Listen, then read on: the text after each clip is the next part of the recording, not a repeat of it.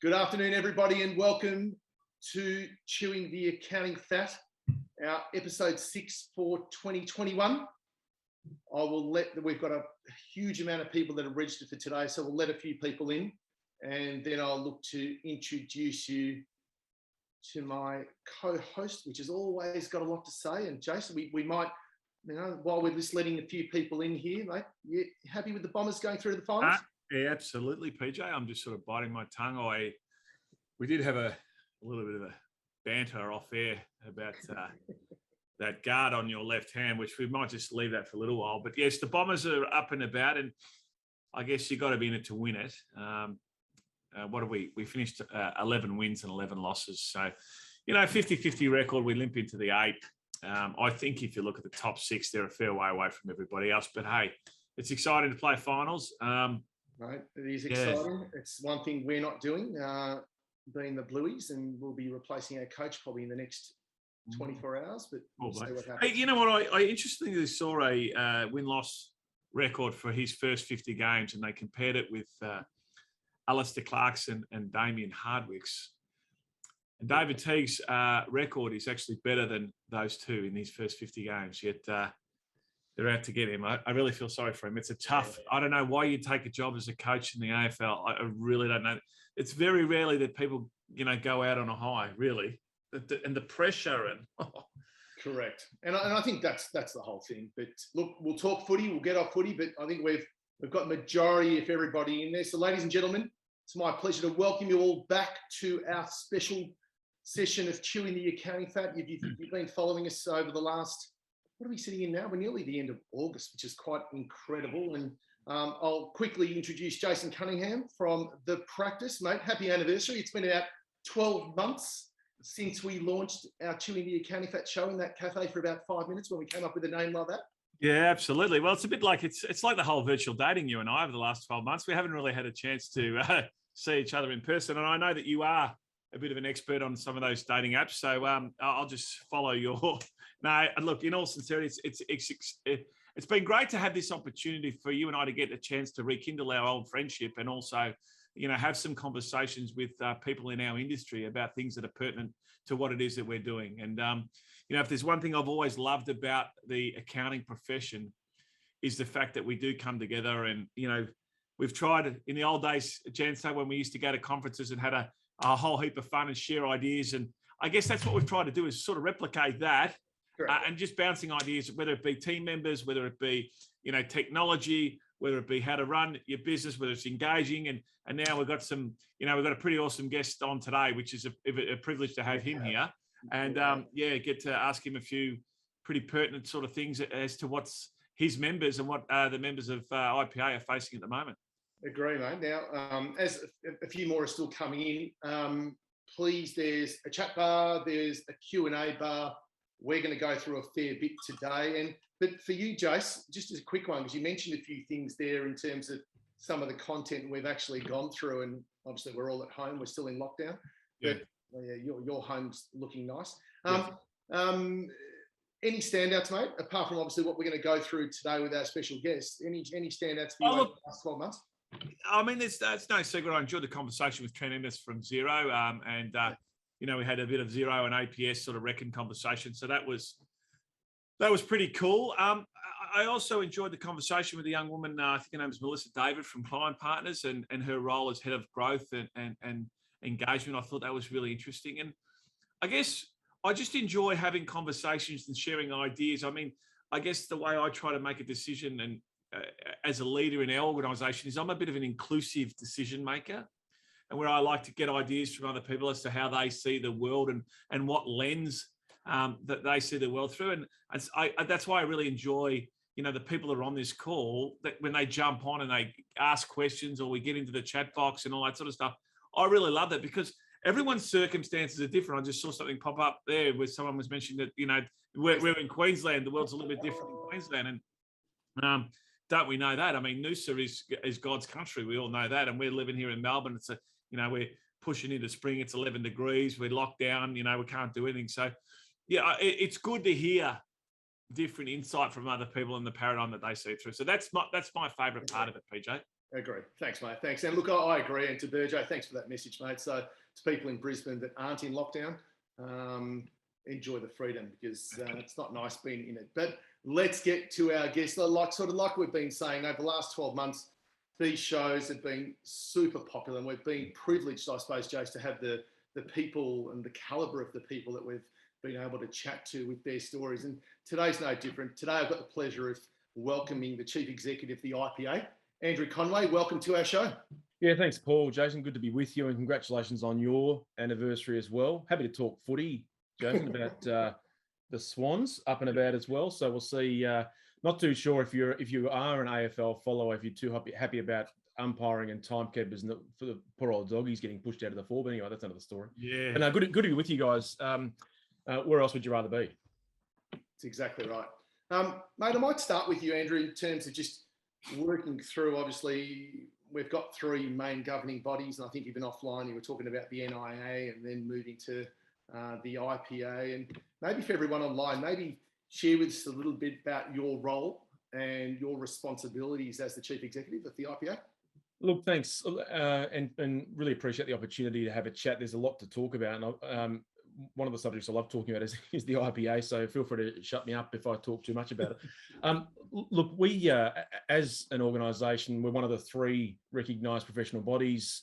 Most people watching or listening to this would be aware of the Corps Act requirements, the ASIC Act that sort of governs who qualified accountants are in Australia. That is a member of one of the bodies of either the IPA, CPA Australia, or Chartered Accountants Australia and New Zealand. So we work very collaboratively with the other two bodies.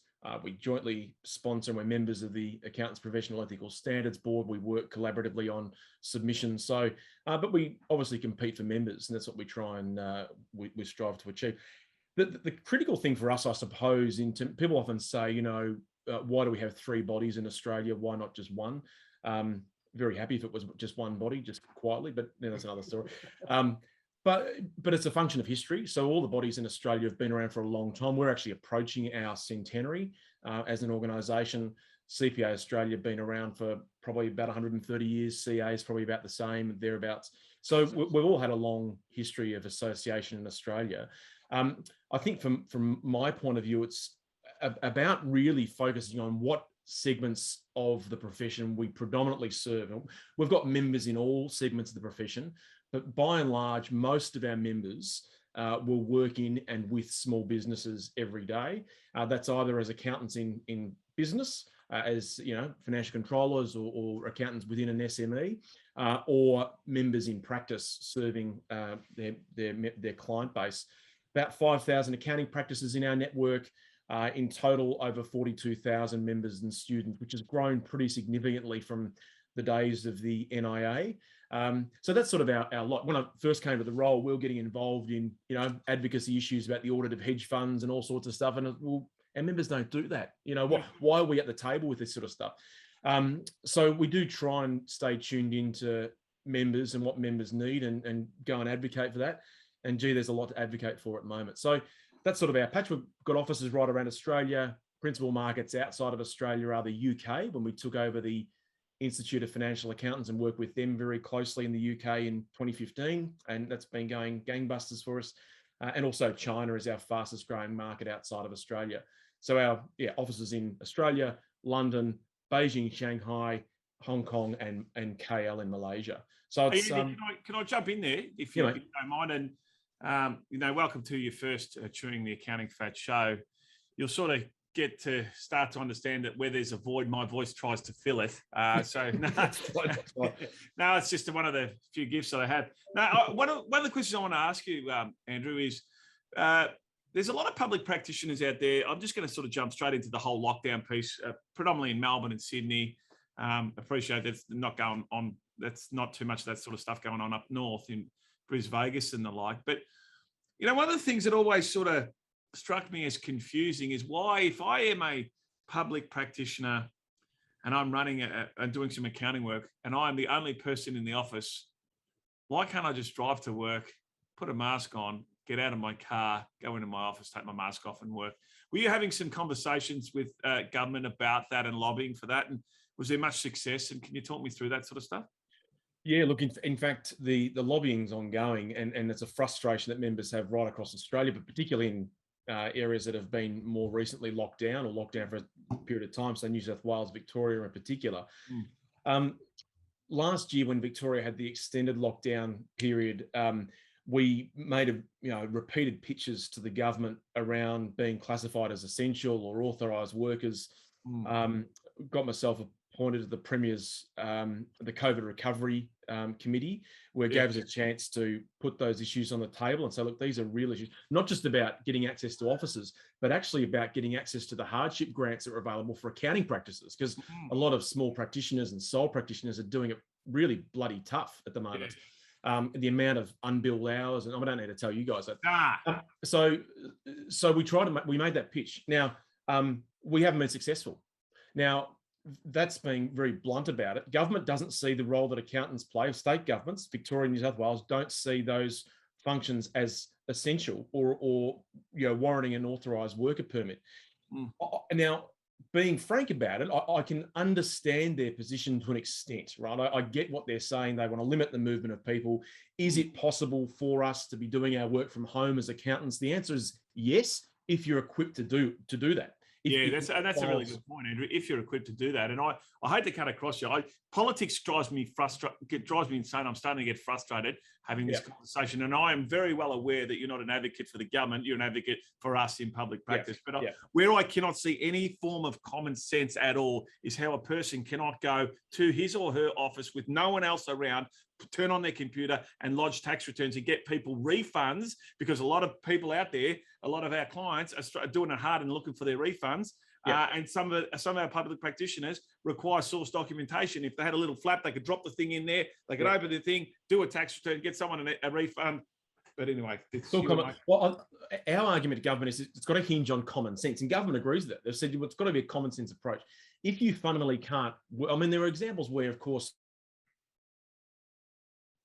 with the with access from a lodgement point of view, we got the multi-factor authentication requirements that a lot of devices, the work devices that are based in the office, and you've got to use the office premises to actually. So if you're not physically able to do your work from home, the government says you're allowed to be at work. And so if you got files in the office, we say this to members all the time. If you have files in the office that you don't have access to at home, you are able to go and collect them.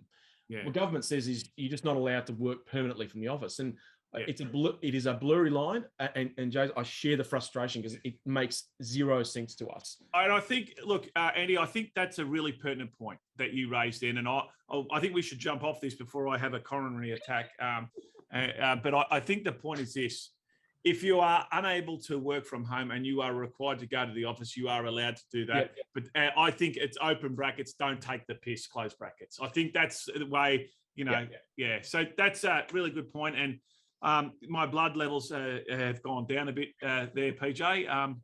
Look, what we'll do is, Jace, but we'll come back and have a chat about that, because one of the great things I want to chat as we get into the show is also chatting to Andrew about the role he's played and how the governing bodies are continuing to play in that mental health space. Yeah, I think that's important. You might have a few questions about, so we'll come back to that.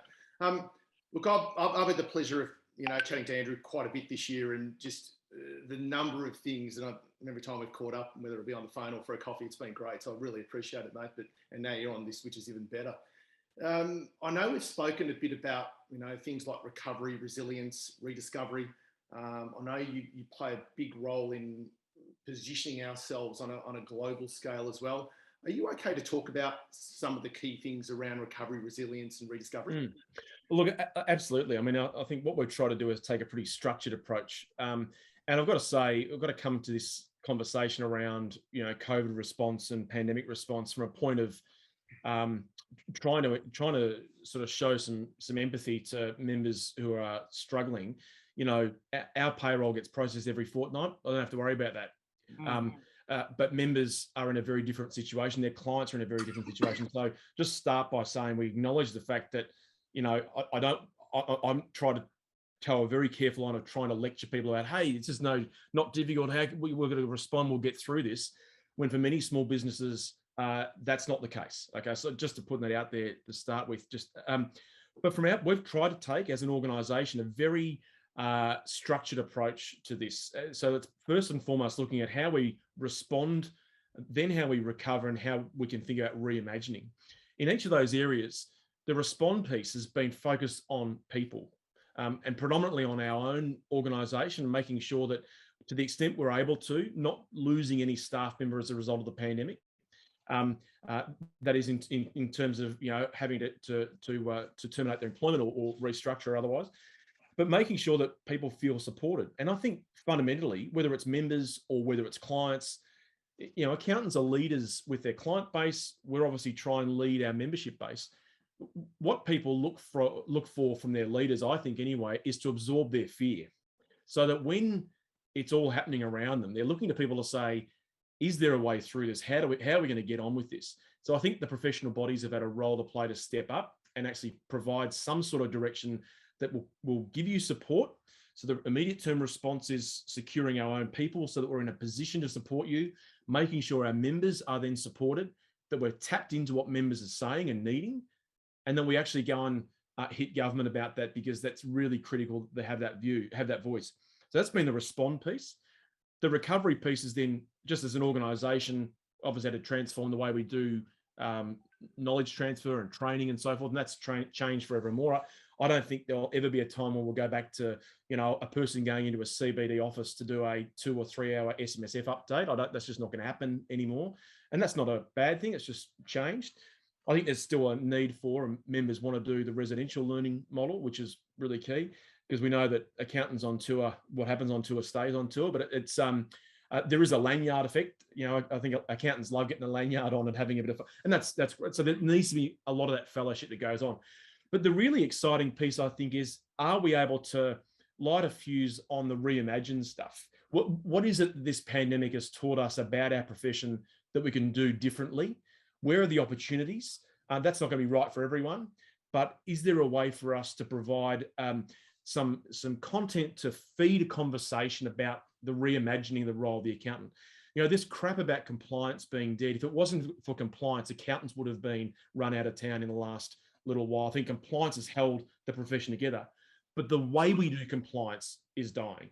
And so compliance will always be around. I think that the methods and the tools we use have changed. And so that's where I get quite passionate and happy to explore that piece around the reimagine. It's quite exciting stuff. I think Jason might have, that what goes on tour stays on tour. I think you might have actually made that phrase, mate. It's a funny thing, isn't it? I've got a photo of Jason at a talk here a few years ago. I think anyone that's on this call that has been at a conference and seen Jason in action will know exactly what I'm talking about. Carves up the dance floor. Yeah, I think you're referring to, PJ, the fact that I'm always trying to give back and helping others. And you'll often find me in a corner just taking someone through a BAS statement, their debits and credits sort of behaviour. But I don't mind the lanyard effect. That's good from you, Andy. Hey, let's just have a quick chat. I see that old mate of mine, Mark Peterson, just made a comment in the chat bar, and that whole piece around technology. And I totally agree with you, Andrew. I totally agree with you. Compliance isn't dead, and compliance never will be dead. But the way we do it, I definitely concur with that. Whether some of us are looking at outsourcing or insourcing that with respect lower level type work. But I've said this, and I'll say this till the cows come home. 85% of what we do is record keeping and bookkeeping in the accounting industry, and I'm happy to challenge anyone on that. And I think that the role of the accountant, particularly those of us that are in public practice, that whole interpretation of the financial statements and talking about the relationship between an income statement and a balance sheet, and if you can correctly and communicate that with conviction to your customers so that they can understand the relationship of those two important bits of both important financial statements, I think you're a long way there. So I do think that there's that piece around, okay, should we be outsourcing to a cheaper labour type situation? Do we bring in graduates and make sure? Because I reckon there's a bit lost with the whole graduate piece. I think that we graduates are sort of today's day and age, and I hate to talk about back in my day, but I sort of came out of university in 1993 or something like that. And started working at Ford Motor Company, and I did what my boss told me to do when he asked me to do it, and I did it in a hurry. And we learnt we learned the basic record keeping and bookkeeping. We understood that when we, create an invoice, that then goes into a debtors system, and then when that debtor is paid, it hits the bank and it comes out of the debtors ledger and all that sort of stuff. And I think there's a lot lost. And so, yeah, I'm just interested to get your piece on that, and also just to get an understanding of where you see technology and what your role is to help your members decipher through the various bits of technology and what might be more practical for them to use in their business. Andy. Yeah. Sorry, I just froze it. Yeah, look, very happy to explore those points there, Jazz. Look, I think on the graduate stuff, it's really interesting because I think there's got to be we've got to address a bit of an expectation gap, because I hear a lot from members of ours and others that are keen to employ graduates saying, I just want a graduate I can put in front of a client. Like I just want someone who I want a nerd who can speak, right? That's what members will say to me all the time. And I said, yeah, but when you guys went through, I started my career, started out as a teacher initially, then went into accounting and insolvency. You had to jump a few hoops before you became client facing, right? Yeah. So you weren't client facing day one. And I said, I just want a grad who can actually just do a trial balance. So I said, well, that's a slightly different discussion. It's the technical skill stuff. Then there's a client facing. So I think we do have to be a little sympathetic about, the graduate straight out of university has never been able to go to a client on day two. So there's that. And nor would you want that graduate to. I mean, like seriously, nor would you you would not want to put a 21-year-old kid or 22-year-old kid in front of your client. Because they're going to be looking and going, what is this kid doing here? I mean, I'm a father of twins. My boys are 19. They're in first year university. They're kids. And I mean, it's just it's a fact of life that when PJ and I were 21, we were a lot older than the 21-year-olds of today. Yeah. When our parents were 21, they had kids going to war at 7. My dad had mates going to war at 18 to the Vietnam War. Yeah. Now, and then his generation were going to World War II at 16. So, there's no doubt that we take longer to grow up because we're living longer, as a population. We were dying at the age of 45. Now we're living to the age of 85. So I think it's very important that we set the expectations, but because I don't think we do want client-facing graduates at 21. I think that's right, and I sort of note the conversation, the chat around the outsourcing piece as well, which is really interesting. That raises questions around equivalence and appropriate standard, and ultimately client acceptance of those. So there's nothing. We don't have a particular view on outsourcing or offshoring and that being a bad thing. Yeah. The main thing is, of course, directed by the client. I think the critical point though around technology and that interface. I mean, if we sort of spiral the conversation up a bit, so we get involved in conversations with our global bodies. So all the 3 bodies in Australia belong to IFAC, so the International Federation of Accountants. Now, IFAC views themselves as the UN of the accounting profession, probably sometimes just as effective. So the thing with IFAC though is it's been involved in standard setting and influences standards and so on. One of the key standard areas it looks at is accounting education, right? So looking at a consistent global framework for accounting education. It's having a conversation right now around 3 streams, 3 options, if you like, sort of this fork in the road with 3 choices. Either accounting will go on doing what it's always done with the same tools, sort of the same old. It'll keep doing what it's always done, but with new tools, which is probably where we are now, or it will fundamentally do different things, right? And I think that's where the most excitement is at. Now, what are some of those things? We could be looking at, what is our role in developing artificial intelligence strategies for clients, which is not pointy head tech stuff or IT stuff. It's genuinely about, what we've always done of resource planning, right? There's nothing different, or process engineering or supply chain management. There's issues around, I think, cybersecurity, because we provide advice to clients all the time around how we're safeguarding the plant and equipment. Do we have appropriate mechanisms in place and business continuity, all that fun stuff? Why aren't we providing similar advice on things like cybersecurity, which is arguably the most valuable asset the business has, is its own data, yet we don't think of it that way. In fact, we've been having discussions with the international accounting standards that are saying, when will we actually start seeing evaluation standard around a business's data? It is its most valuable asset, yet we don't actually ever see it on a balance sheet. such it's sort of interesting conversation.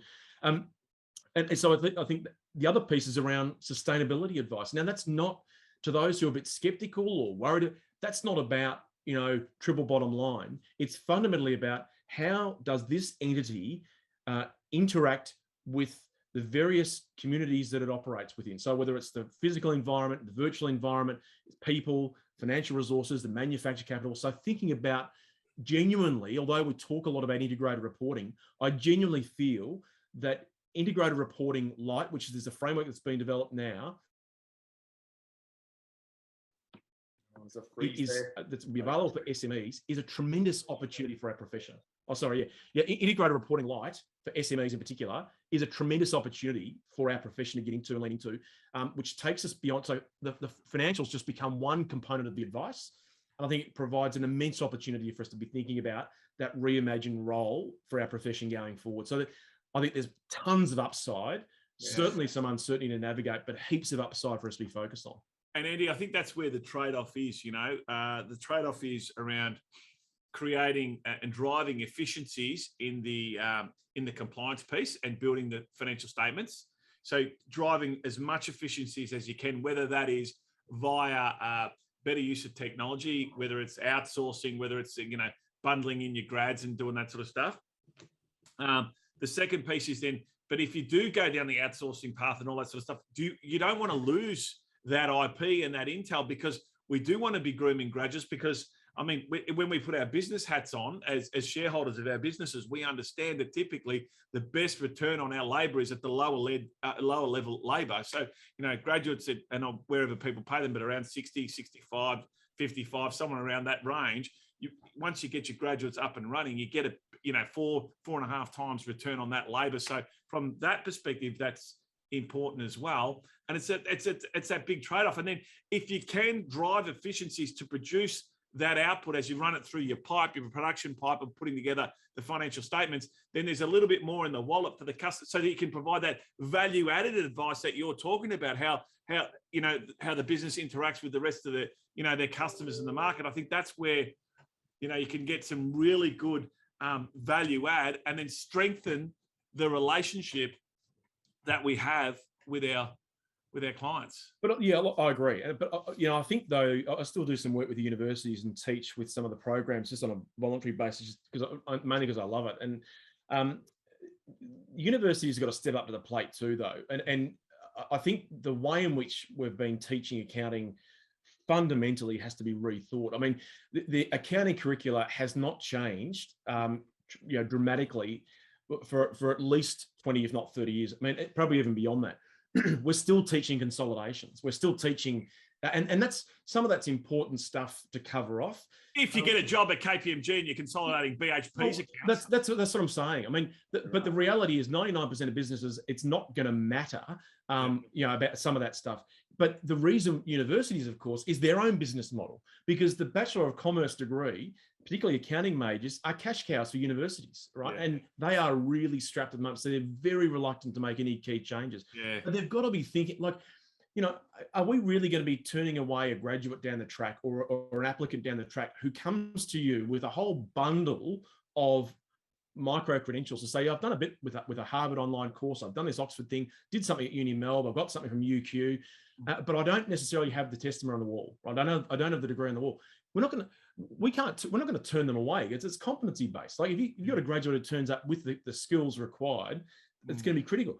I think where there's an opportunity for the universities is to start the preparation and assistance of the student from day one. I mean, this rubbish around universities doing, interview skills techniques in the third year of a degree, getting them ready for an interview, is nonsense.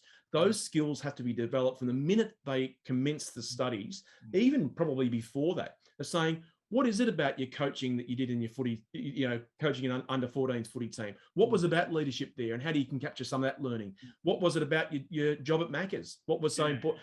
So building this sense of developing what we think is thinking about developing an entrepreneurial mindset of a person who's oriented to business, about the fundamentals of what it is to be in business and the ethics of that, before they go out and unleashed on the business community. So I really think for organisations that are employing, I think we're going to roll the play as well of providing a clear line of sight to how does your organisation add value. So I say to students who are preparing for a job interview, one of the questions you should be asking the employer, prospective employer, is why does your organisation exist? What's the fundamental purpose of your organisation? Because what younger people are wanting, and the evidence out of the World Economic Forum points to this, is they want to know that their role has social impact. On day two, they want the corner office in the European car, but day one, they want to know that their role has social impact and social value. So if you're able to, even as a small practitioner, if you can say, we add value to our community because we do this, pro bono work with a local community group in community health, or we do, it's that sort of stuff that's actually going to drive graduates to you about having social impact. And I think we've got to do a much better job at selling the virtues of small and medium practice as a viable employment pathway that says, if you want to get the hands dirty much quicker than perhaps you would otherwise in a profession, get into small and medium practice because you're going to get a broad range of skills much faster, and you'll be perhaps client-facing, connecting with your community in a much more rapid pathway. This is good, really good from you, Andy, to be honest with you. There's quite a couple of points that I wouldn't mind raising if you don't mind me doing so, PJ. Right. I think it was Pamela. I missed. It just popped in and popped out of my chat box. That's been fantastic. So to everyone online, thank you. The chat is outstanding. So continue it, please. It's fantastic. It's exactly what we want. Yeah, absolutely. So just Pamela made a real good point. So thanks, Pamela. This is a cracker. Incredibly difficult to train new graduates remotely. How is everyone handling this? That's a really good question. And so I want you to answer that. I'll give us some insight into that, Andrew. But before you do, the other thing I want to touch on is that the university piece. Are the universities, are the head of commerce and whatever, are they contacting you, CPA Australia, and the Institute or Chartered Accountants Australia and New Zealand? Are they having conversations with you? And are they having conversations with Xero and MYOB and Reckon for that matter? Because you're right, there is a lot of shit that is getting studied at university that is rubbish, that is just to pad out a course. But there are some things that, and someone mentioned before, certain things haven't changed in an accounting degree in 40 years. Well, some things shouldn't change because I'm telling you the importance of understanding that, an income statement is for the period ending 30th of June, 2021, and a balance sheet is as at this point in time, 30th of June, 2021. And that means that it's taken, the profit or the loss should be depicted in the change in assets and liabilities in the balance sheet. That is a fundamental component of accounting that I still think a lot of kids come out of university and don't understand. Well, I think there's a disconnect, and this is perhaps a whole other topic in terms of the way academia is structured. The way in which academics, I actually think the core of the problem, and it's not anyone's fault, it's the fault of the system. The core of the problem is the incentive model at universities, right? So if you're an academic, you are incentivized on publications and research. You are actually, so if you want to be promoted within academia, you've got to get your publications up, you've got to be in an A-star journal, and that is what focuses your energy. The teaching stuff for many academics is a byproduct. It's just a thing on the side, it's actually a distraction. Employers say, frankly, bugger the academic research, we want good teaching and learning things. Focus on the teaching and learning. So the system itself in a way is broken. And again, that's going to take some courage to change. Some universities have done it where they've given even weighting to KPIs for academics on teaching outcomes as to research outcomes. But I think until that changes, we won't see fundamental change in the way the system operates.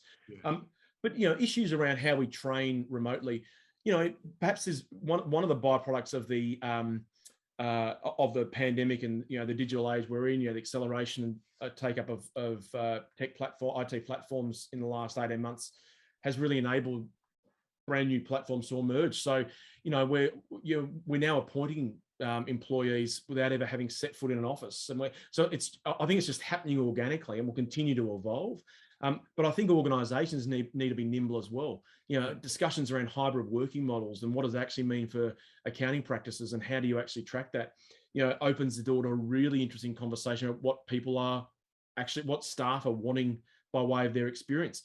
And if you have a conversation with a staff member saying, "Yep, don't I'm not too worried about full remote working model. That's fine, but I'll provide you with the IT solution. So we'll do a remote sort of monitoring to make sure you're actually giving us value. That's when the hands go up, going, oh, hang on, that's a bit of an invasion of my privacy. Yeah. So there's a whole raft of issues there, and how you navigate that. But we'll stumble through like we have for the last 18 months, I think, and we'll continue to evolve the training models. Yeah. And I don't know, we'll know how successful we've been for a good, another 12, maybe 18 months to see how successful those staff members have been. But I just think there's a real opportunity for practice now to be thinking about, if you're in a position to snaffle a graduate or two, they bring some great resource to your practice. If you wanted to transform digitally, they are digital natives. Many accountants have become refugees to digitization. So you've got a chance to actually attract the digital native to your practice. You don't know where it could take you. The reality is, Andy, one of the big challenges is that I think the vast majority of people on this call are smaller businesses like ours here at the practice. But the sad reality is that the big four are taking them all. I mean, that's but not so, Joe. But sorry, I didn't mean to cut you off. But what's changing though is the big four are opening the door to non-accounting grads. The view is we'll give you the accounting skill. We're recruiting you for your environmental science background. That's what we want, and we'll train you on the client facing and account. So I think it's changing quite a bit. I just know that we've. And I think Brett Cox from Proctor Major put up there before, he said the other challenge we're faced with, and I don't want to go all doom and gloom, but the other challenge we're faced with is we train them up, we get them 3 or 4 years trained up, and then they pinch them off us, and their budgets are a bit more, when they're working on clients that have got they're getting a bit more access to the share wallet and all that sort of stuff that we're not. But I can make every excuse under the book, and in the book, and I'm not interested. I think the really important point that you raised right at the start is, what's the compelling reason why I should join your firm? Yeah. And what's your purpose, and and what's what are you doing that's beyond your checkbook or beyond your bank balance? How are you giving back? And I think it's very important to note that we can keep going. Oh, back in my day, I used to work hard and do this and do what my boss said. Well, the world has changed now. If you expect the world to change back to the way you are, good luck with that. I think what we need to do, those of us that are a bit older, not as old as PJ, but those of us that are a bit older, we need to understand and adapt to today's day and age. I mean, even simple things like I have 3 kids, 2 are 19 and 1's 14. And I can ring my boys, I can text them, good luck. The only way I can communicate with my kids is through Snapchat. So I have 3 friends on Snapchat, and they're Jack, Lewis, and Tom, and that's, so I can ring them and, or send a text, but I have to communicate with them the way they want to be communicated with. And so I think we need to be somewhat adaptable. And I think the point, as you said, I think we will stumble our way through as long as we can listen and be nimble and understand that, remote, I don't think everyone wants to go to remote learning 5 days a week once we come out of whatever we're in at the moment. But if you can provide some flexibility that allow, because that, we talk about work-life balance. My view is it's got to be blended, right? Mm-hmm. So if you need to go and see the doctor at 1 o'clock, you go to see the doctor at 1 o'clock, you come back, you finish off.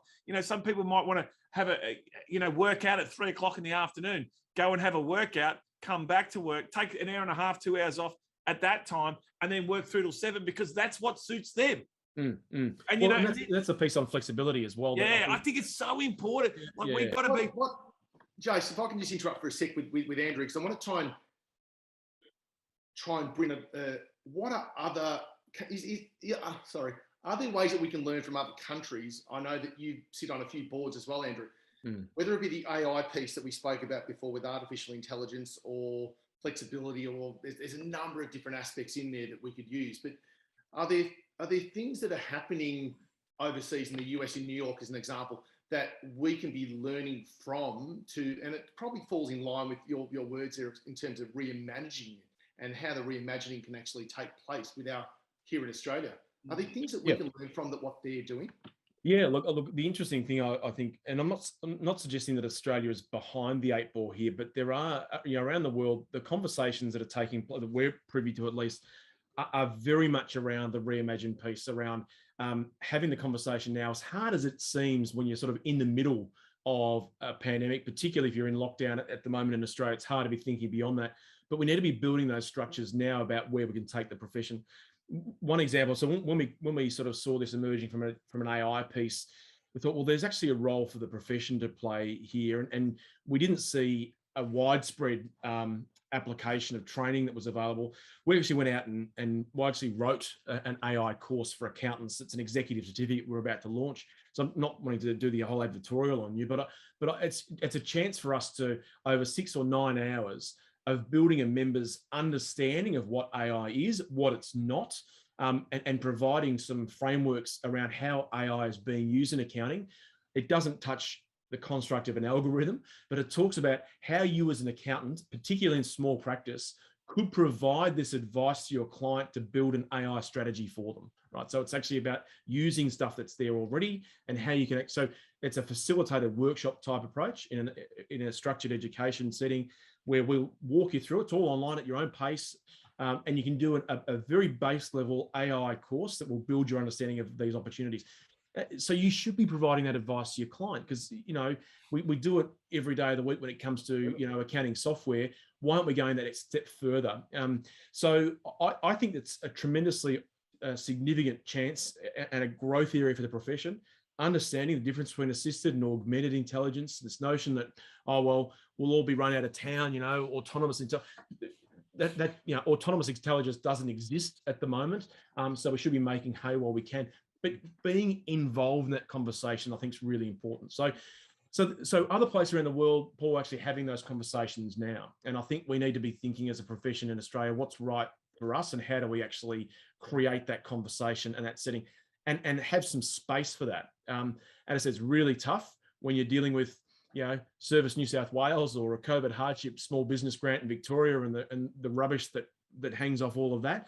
But I think we need, and certainly the tax silixies at the moment, but there should be a way for us to have those conversations. And I think that's the role the professional bodies are going to play to try and have those conversations with members and take some of the heavy lifting away. Andy, I think just on the back of that, one of the things that I was keen to bounce off you, and we do want to touch on a little bit around the mental health stuff if we can. You've got a broad bit of experience there, and you see so many other members. And there's a couple of things I wanted to chat with you. One around, the current challenge that exists today, working in the world that we're working in remotely, not, if you can't, sometimes I've been known to come to the office because the server shut down. I had to reboot it and do some things like that. And, there's been instances where we've had a new team member start and I've had to meet the new team member at the office to give them a laptop and give them some things. I mean, I'm allowed to do that. But there's one of the things that we've been working on in our organisation that talks about the difference between expectations and performance. And often, if expectations are here and performance is there, there tends to be a level of frustration, whether that is with your own team or whether that is with yourself or whether that is with the performance of your business. If your expectations are there and the performance is there and there's that whole expectation or performance gap, that's when we have issues. It's in the AFL, Janso, with, a coaching situation. It happens across the board. And I think it's important that we, as, you spoke about as leaders, one of the first things you said is our role as leaders is to absorb the fear. I wrote that down. I thought that was quite compelling. And so, I just want to have some commentary around that, around the difference between expectations and performance. Should we be lowering our expectations as leaders, as business owners? Is it time to go a little bit gentler? Is it okay for us to just be a bit more gentle with our team members and with our clients? And can we absorb the blows from the customer, wants everything now? Can we, just some commentary around that, if you could? Well, it's a really, really important conversation to be having, because, one of the things I try and do is reach out and engage with members as much as I can.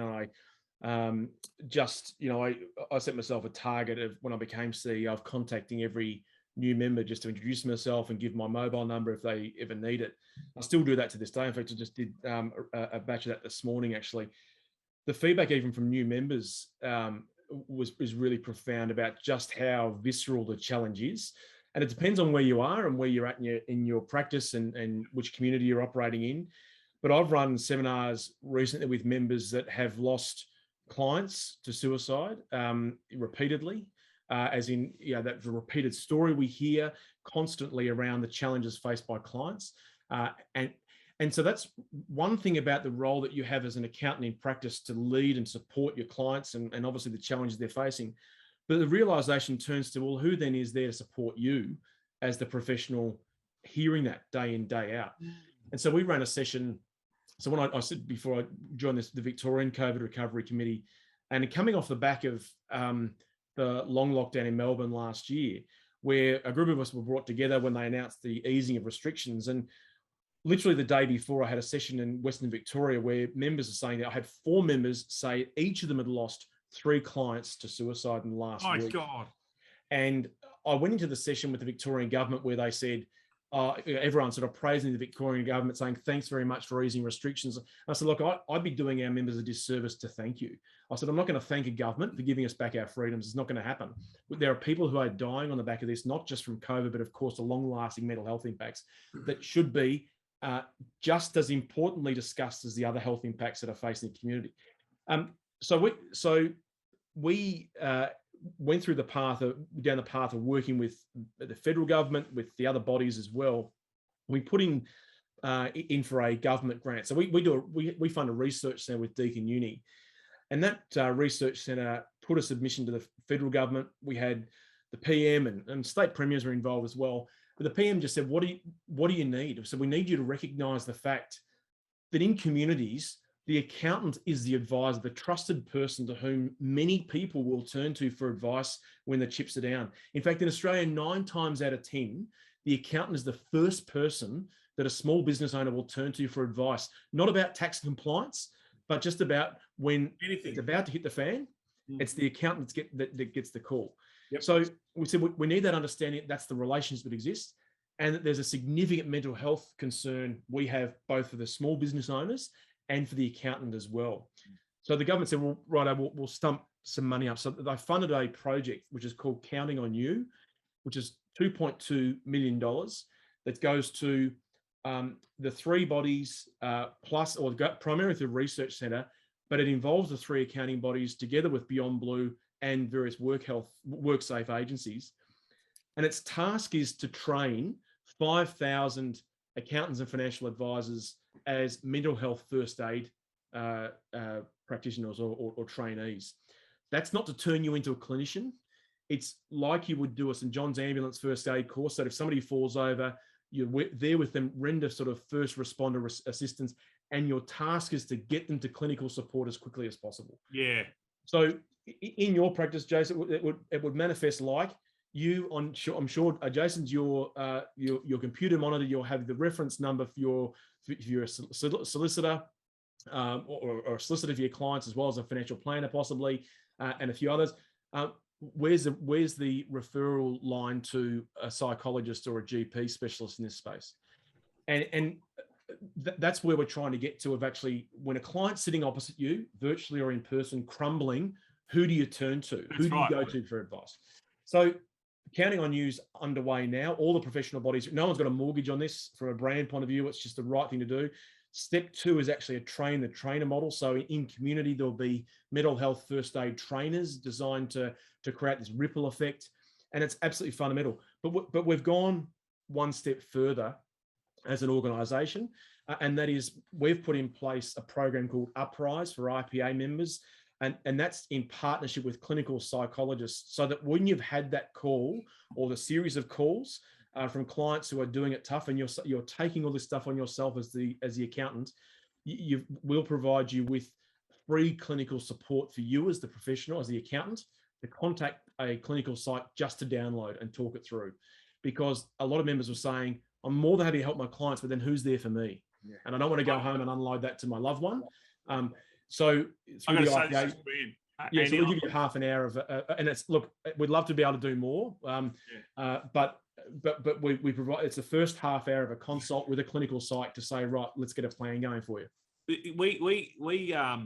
I think there's a couple of pertinent points there that you raised. I think the first one is that the program is not necessarily designed to turn us into clinical psychologists. The program is designed for us to be able to be in a position where we can create awareness as to the referral piece. As you said, like if a client comes to me or comes to one of us and we've got an issue, we know it's a legal issue, we identify this lawyer is the right person for you. And it's sort of our responsibility. And I think this is a really good start. I think we as a community, we as a society, us as leaders, our politicians, we don't take mental health anywhere near as serious enough as it actually is. And it's got to be talked about. And so it has to be talked about. And it's, you know, and you're right when you say for 18 months, you know, a lot of people on this call have been fielding financial counselling conversations with clients at 8, 9, 10 o'clock at night.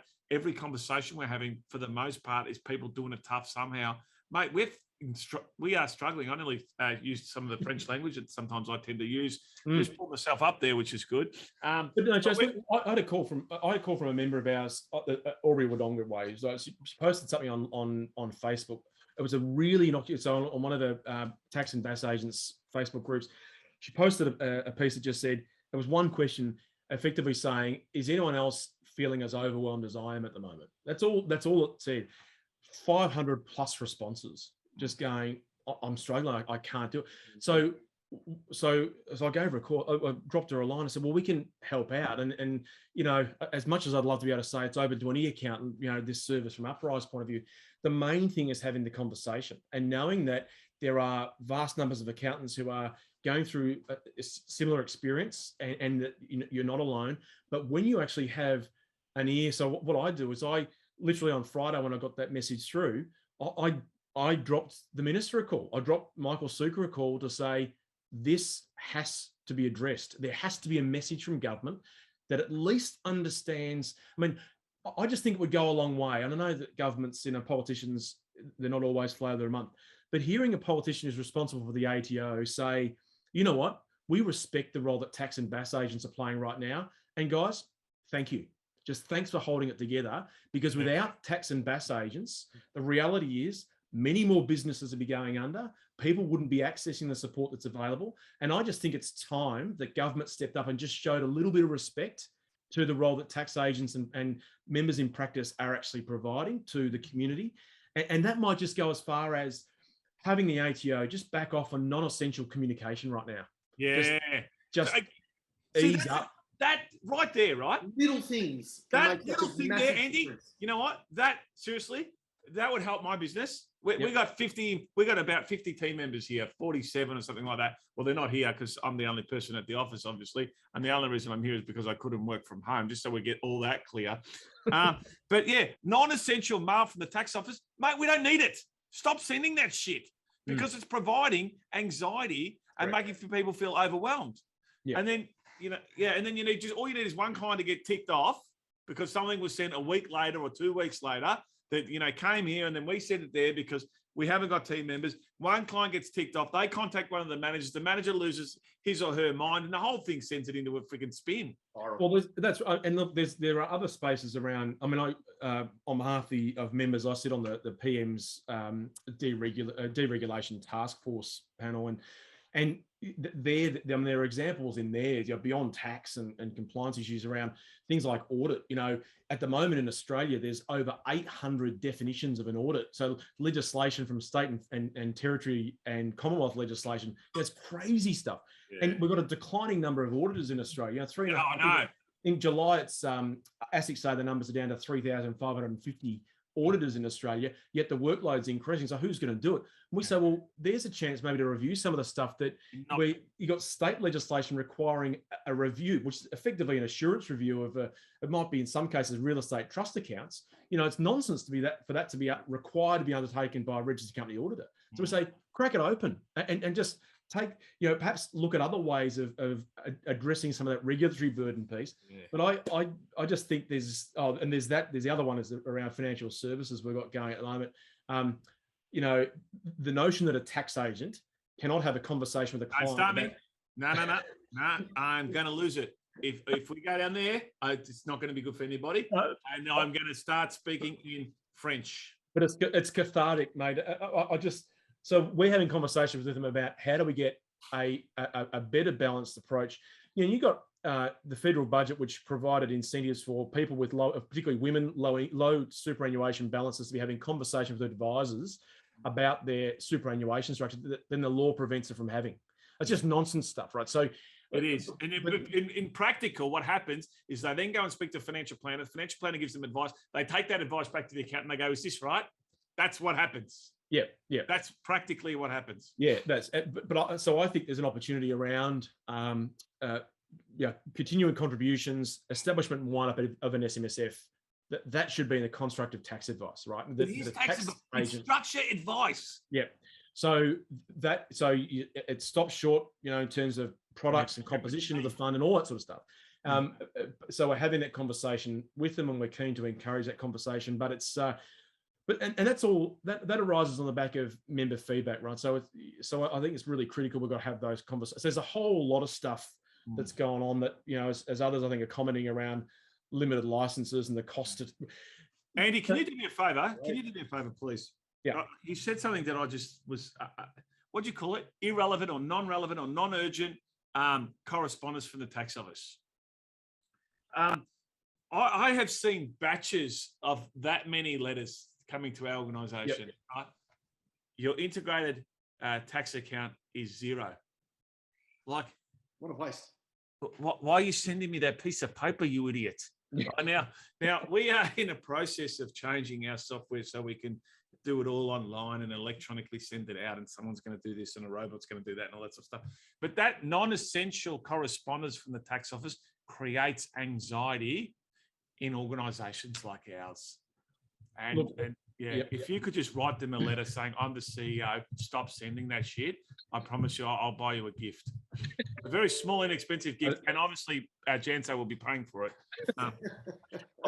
It's already on the list for us to be communicating that, and that was the piece we put to the minister on Friday, and we'll keep following that up because I think it's just really essential, particularly at the moment. But I would argue at all times. I mean, it's just being respectful of the workload that practitioners are facing. It's just the volume of stuff coming through is unrelenting, and even the comments that I think Brett's made as well about broader issues, just nonsensical regulations to do with things requiring wet signatures versus digital signatures.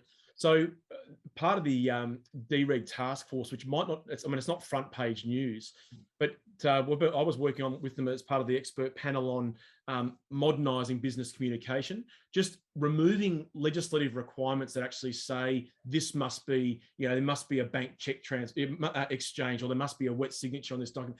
So government's actually introduced that legislation. It's actually hit the parliament. It's been passed. The modernising business communications reforms. Basically, in the last few weeks, it was passed. So it was granted royal assent, I think, might have been last week. So there's a whole swathe of things that now no longer require physical signatures on that can be actually stored and signed electronically. Little things like it's the little things that those changes amounted to something like $450 million of productivity improvements across the economy. Now you get bundles of those together, it actually makes a real difference. That's so. Right. I just say to Brett and to others interested, I can find the link and send it through, perhaps Paul and Jace after the show. But that's actually been released and been legislated, which is great. I think the other thing, thanks, Andy. I think the other thing that would be really good is Jan. So if we can send out a link at the end of this show in relation to that Counting on You program and all that sort of stuff, and for those.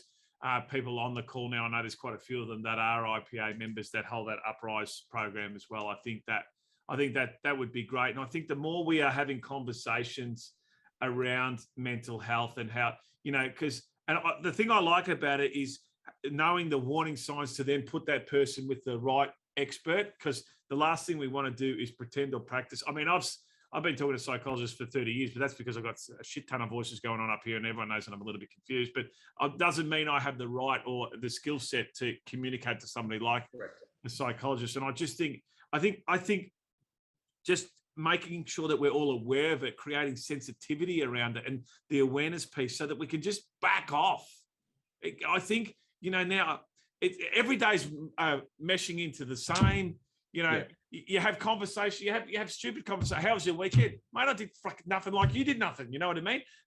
I went for a walk, I got a coffee, I came back, I went for another walk, I kicked the foot in the backyard, I walked my dog, and so, we just need to back off. We need to be supportive. I love the piece around the role of the leader is to absorb, the people that look up to us, absorb their fears, but also sometimes we need to be checked in on ourselves. I think that's really good.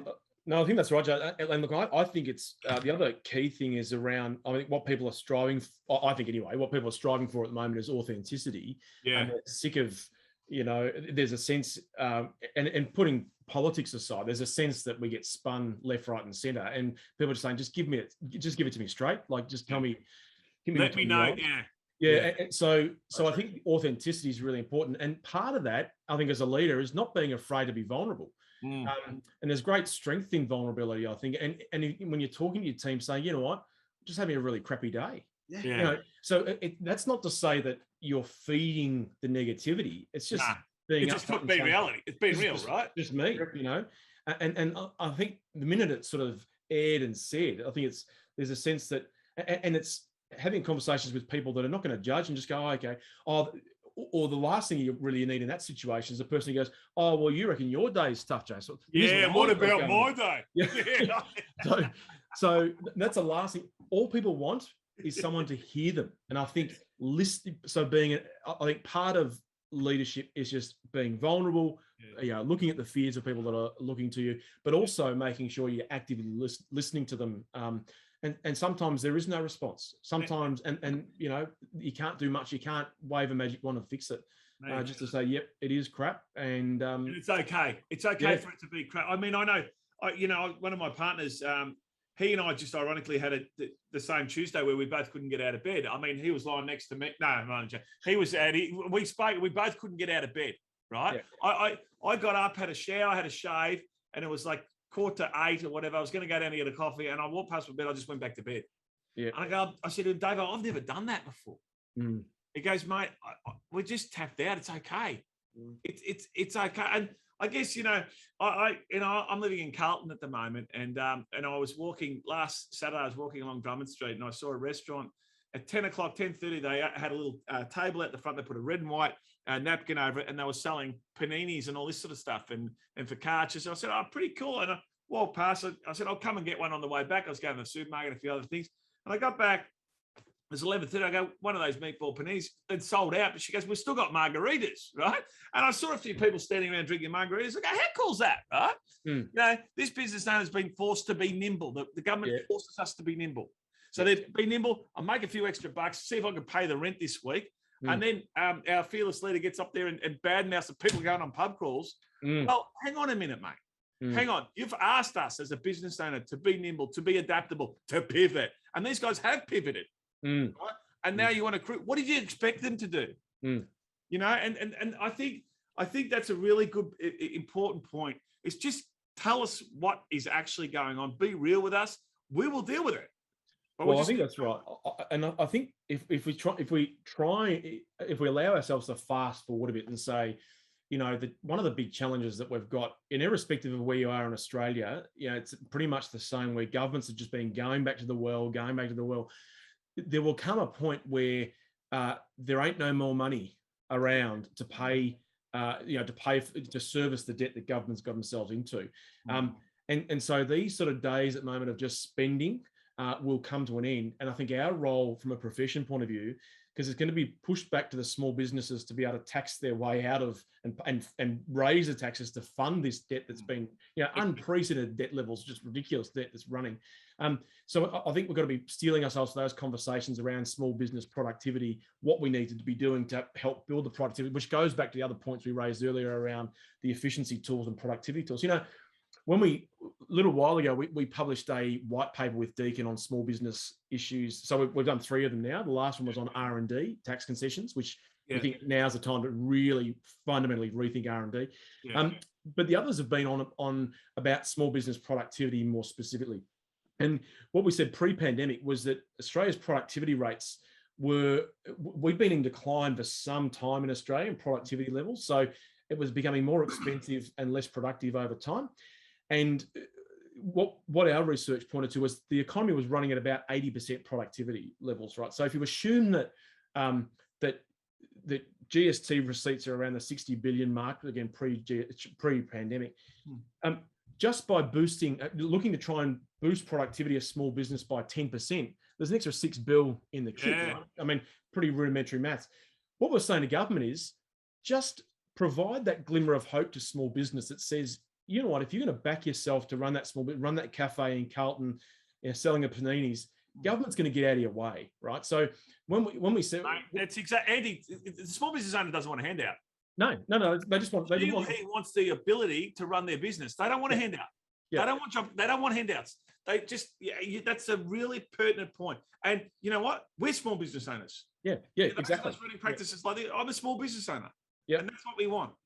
Well, I just think from a government point of view that if you're, and it'd be a scary thought if I was in charge, but if you're in charge of the Treasury benches, I'd be like, there should be a conversation where we say, well, we've got these unprecedented debt levels, right?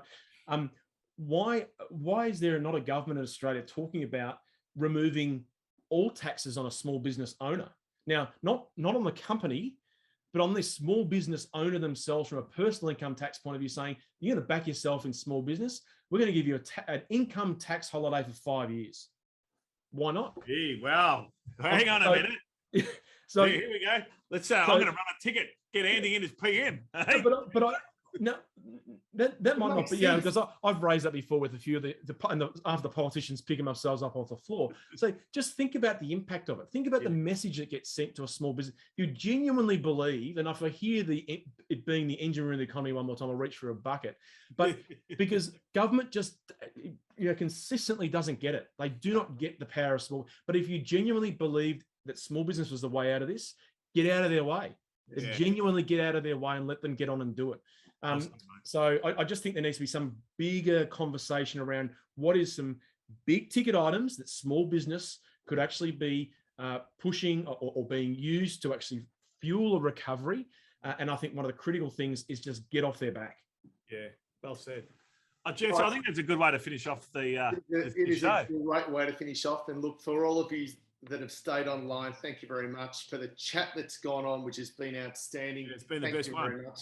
Yeah, it's been brilliant. So to everybody there, I can't name everybody. We've gone through a few there, but and Andrew, I think again, this is the reason why we asked you to come on, mate, because it's the knowledge, it's the authenticity. You're just using the word we used before, just to bring all that together, just to share. And I think that's what these shows are about, and that's what Jason and I had the vision of 12 months ago, and we've been able to bring that to light. So. Jace, any parting comments? The only parting comment I've got is I'm going to run Andy's ticket for PM. We might start him off to get him in the Senate, right? I think Brett Cox just jumped on there and said he's in as well, and Brett Cox got more money than I have, so he's a good bloke to get on board. So no, Andy, I thought it was great, mate. It was a really good yarn. Thank you very much for that. It was very authentic, and it was open, and it was raw, and it was pretty cool. So thanks very much. And pleasure. Good luck I really appreciate the opportunity this weekend. Yeah, absolutely. I really appreciate the opportunity, guys. I've just put my contact details in there if anyone wants to reach out and connect. Thanks, mate. Happy to. So in the meantime, it is important, I think, in any of these conversations that if that conversation, particularly on the mental health stuff, has evoked anything, do reach out. Lifeline's 13 11 14 if anyone wants to have a chat, or just reach out and have a chat with somebody else. Mate, brilliant. Yeah, nice work from you. Thanks, Andrew. Thanks for everyone that's joined us. And look out for our next show and everything else that we can continue to bring. We'll also send around those details to everyone on Count On You. So thank you, Andrew Conway. Thank you, Jason Cunningham. Thank you, everyone, for joining us. See you on the next show. Hey, Jay, just make sure you wear a glove for that next show. I can't keep looking at that thing, all right? All the best. Go Bombers. Ciao, ciao.